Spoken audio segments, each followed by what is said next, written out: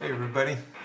Today I was reading in my quiet time, I was reading in Acts 27, and it's a story about Paul, the Apostle Paul, and he is in the ship and they're on their way to Rome, but a great storm comes up and tremendous fear, turmoil.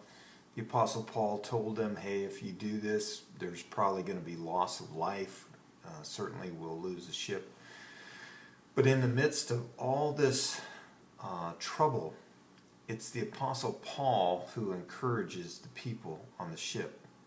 Now, I find a couple of things interesting about that. Number one, the Apostle Paul had a pretty tough life, even as a believer, even as a follower of Jesus. And now, on his way to Rome as a prisoner, life gets even tougher, which is amazing to me. But on the other hand, even in the midst of all this turmoil in the storm, Paul is the one who encourages the people who are not necessarily believers. Listen to some of the things that he says in Acts 27 to these folks. And this is after, in verse 20, it says, all hope of our being saved was gradually abandoned.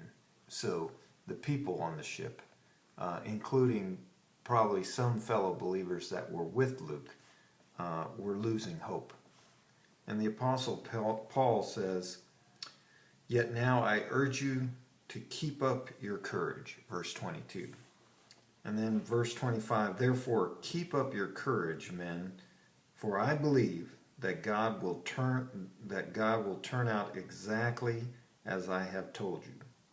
I believe God that it will turn out exactly as I told you. So here's the Apostle Paul, by all rights, having been through all the things that he had been through in his life, could have just thrown in the towel. Could have just said, I'm done. I've been through enough. And now, in what seems to be the twilight of my existence, I go through this storm. And yet, he's the one with the courage. And he's the one who encourages all the others on the boat. We need to be strong. We need to be strong in our faith. And we need to be strong for others. This is the hope. We're strong in Christ, and others will be encouraged by it. So that's just something I had in my quiet time.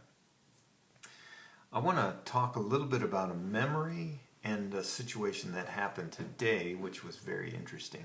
I was working out in the gym, and I saw some young soldiers practicing combatives, and their training method reminded me of some things that are really important in ministry. And I posted this on Facebook today.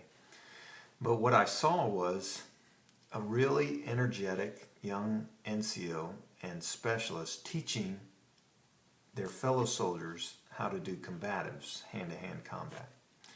And as they were doing that, usually there was only 2 people that were fighting, and then about 15 other soldiers sitting on the mat watching.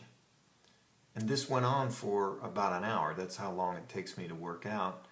So I'm watching most of the soldiers, 99% of them, sitting there, bored to death, watching just 2 people fight, and then they'd rotate in and out. So they'd have a sporadic time of action, and then they'd go back to sitting on the mat.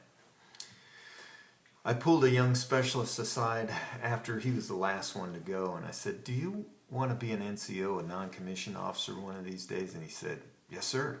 I said, let me give you a tip from an old first sergeant. When you're training, get as many people involved as possible. There are times when you have to sit everybody down and kind of lecture at them, but what you were doing here today, you could have paired people in 3s, had 2 combatants, and then 1 kind of referee, and you could have had everybody involved and maximized your training time. But not just training time, but experience, knowledge that they would have gained out of that. And the whole idea of somebody else had to referee, So somebody else had to lead, somebody else had to coach and teach. When we look at ministry, we can do the same thing. We can fall into the exact same trap where most of us become spectators. And that is really, really boring. No wonder so many people don't want to be involved in ministry. This is a high participation sport. The idea of serving Christ. Everybody should be in the fight. So that's just something that I noticed today. And as a young NCO, learning those same lessons, that we need to get everybody trained, get everybody involved, or else you'll just be bored to tears. Same thing in ministry.